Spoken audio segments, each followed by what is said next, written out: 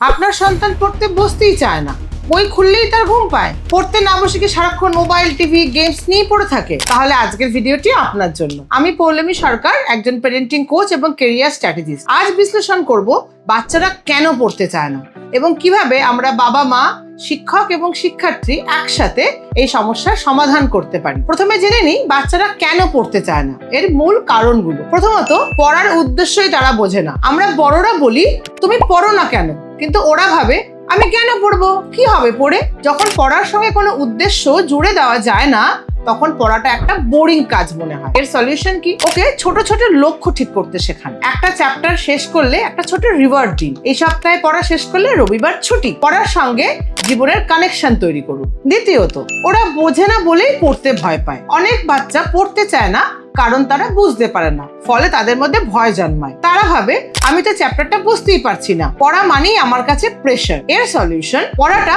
মজাদার করে ফেলুন। ইউজ স্টোরি টেলিং, ডায়াগ্রামস এবং ভিডিও টিউটোরিয়ালস। একসাথে বসে কনসেপ্ট ক্লিয়ার করুন। স্কুল টিউশন ছাড়াও বাড়ির পরিবেশে শেখার সুযোগ দিন। পড়াশোনার পরিবেশ কেমন হওয়া উচিত? Noise and distraction equals to mind off from study. যদি টিভি চলে, বাবা মা ঝগড়া করে অথবা রুটিন না থাকে, তাহলে কোনো বাচ্চাই মন দিয়ে পড়তে পারে না। সলিউশন, একটা নির্দিষ্ট পড়ার জায়গা এবং সময় তৈরি করুন। পড়ার সময় বাড়িতে শান্ত পরিবেশ রাখুন। ফ্যামিলি ডিসকাশন হোক পজিটিভ এবং এনকারেজিং। পড়াশুনো শুধু একটা অভ্যেস নয়, এটা একটা এনভায়রনমেন্ট। মোবাইল গেমস আর সোশ্যাল মিডিয়ার ফাঁদ। Screen equals to instant dopamine equals to study boring লাগা। মোবাইল গেমস, ইউটিউব শর্টস বা রিল এগুলো শিশুদের অ্যাটেনশন স্প্যান কমিয়ে দিচ্ছে। সলিউশন, নির্দিষ্ট স্ক্রিন টাইম ঠিক করুন। পড়ার পর মোবাইলকে একটা রিওয়ার্ড হিসেবে দিন। পড়ার জন্য স্টাডি অ্যাপ বা ফ্ল্যাশ কার্ডের ব্যবহার করতে পারেন। আপনি যদি ফোনে ব্যস্ত থাকেন, তাহলে কিন্তু সন্তানকে ফোন রাখার কথা বলতেই পারবেন না। মার্কসের চাপে স্টুডেন্টদের প্যাশন হারিয়ে যায়। মার্কস